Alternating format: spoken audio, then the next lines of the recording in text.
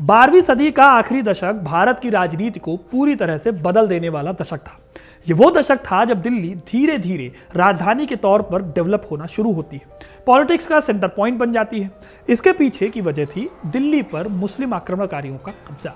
बड़ी कोशिशों के बाद दिल्ली पर मोहम्मद गोरी का कब्जा होता है और भारत में शुरुआत होती है एक ऐसे टाइम पीरियड की जहां से करीब 300 सालों तक मुस्लिम रूलर्स ही देश की पॉलिटिक्स में सबसे ऊपर आ जाते हैं।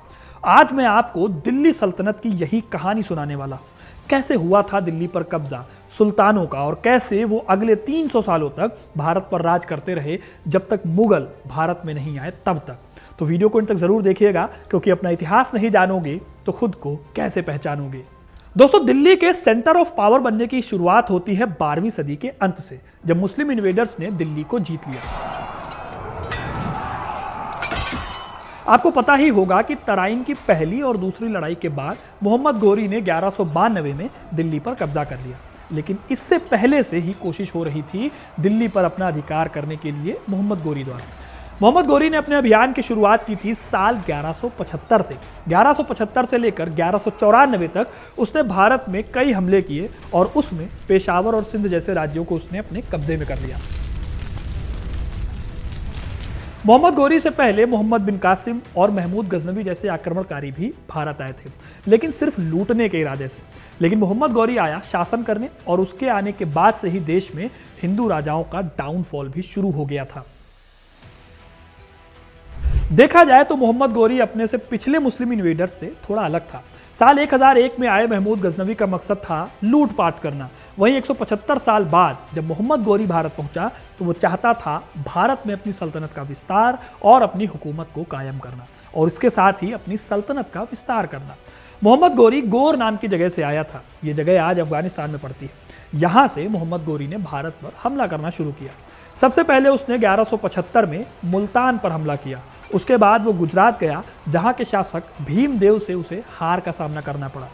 ये वो दौर था जब दिल्ली पूरी तरह से स्थिर नहीं थी। जिस वक्त गौरी भारत पर हमले कर रहा था, उस वक्त चौहान और तोमर राजपूतों के बीच लड़ाई चल रही थी। साल 1180 में चौहान राजवंश के पृथ्वीराज चौहान ने तोमर राजाओं को हराकर दिल्ली पर कब्जा कर लिया। इसलिए तराइन में मोहम्मद गोरी का सामना हुआ था पृथ्वीराज चौहान से। मोहम्मद गोरी को अपने अभियान में सबसे बड़ी टक्कर पृथ्वीराज चौहान से ही मिली थी। साल 1191 में जब तराइन की पहली लड़ाई हुई थी, तब मोहम्मद गोरी किसी तरह से अपनी जान बचाकर भागा था। इस हार से ही खींचकर मोहम्मद गोरी ने फिर से अपनी ताकत जुटाई और दोबारा लड़ने के लिए भारत की ओर निकल गया। अगले ही साल 1192 में तराइन की दूसरी लड़ाई हुई।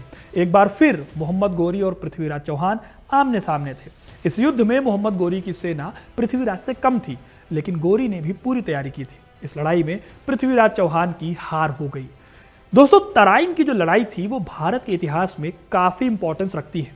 ये वो लड़ाई थी जिससे भारत में पहली बार मुस्लिम शासन की नींव पड़ी।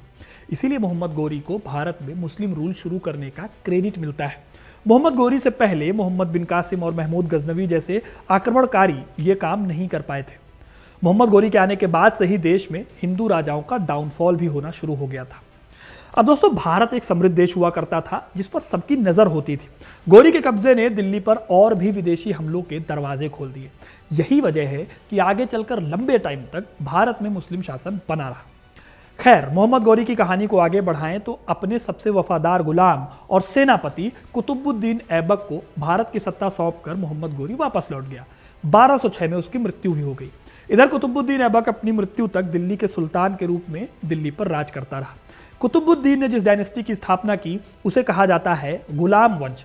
इस डायनेस्टी के 3 बड़े सुल्तान गुलाम हुआ करते थे। दिल्ली सल्तनत की पहली डायनेस्टी थी, इसलिए कुतुबुद्दीन ऐबक को भारत की पहली मुस्लिम डायनेस्टी और दिल्ली सल्तनत का फाउंडर माना जाता है। दिल्ली सल्तनत आगे चलकर 326 सालों तक कायम रही। इस दौरान यहाँ 5 अलग अलग डायनेस्टीज ने रूल किया। सबसे पहला गुलाम वंश, उसके बाद आता है खिलजी वंश, फिर तुगलक वंश, सैयद वंश और आखिर में लोधी वंश। इन 5 डायनेस्टीज से बनती है दिल्ली सल्तनत, जिसे आगे चलकर मुगल राजवंश ने रिप्लेस कर दिया।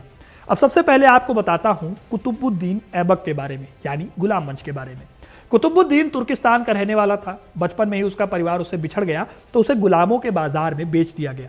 कुतुबुद्दीन होनहार था, इसलिए जब मोहम्मद गौरी की उसकी नज़र पड़ी तो उसने उसे खरीद लिया।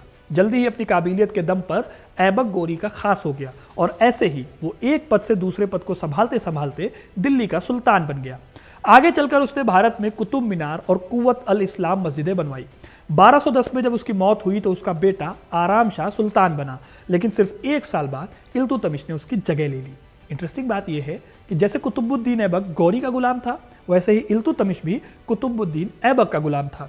इस तरह 1211 में इल्तुतमिश दिल्ली का सुल्तान बनता है। इल्तुतमिश भी काफ़ी होनहार लड़का था, उसकी होशियारी से उसके भाई जलते थे, इसलिए एक दिन वो भी उसे घर से भगा कर ले गए और एक घोड़ों के सौदागर के हाथों उसे बेच दिया। इस तरह कई बार बेचने और खरीदने के प्रोसेस से वो दिल्ली पहुंचा, जहां कुतुबुद्दीन ऐबक ने उसे खरीदा था।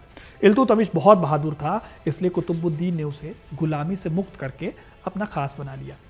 यहां तक कि उसने अपनी बेटी की शादी भी इल्तुतमिश से करा दी।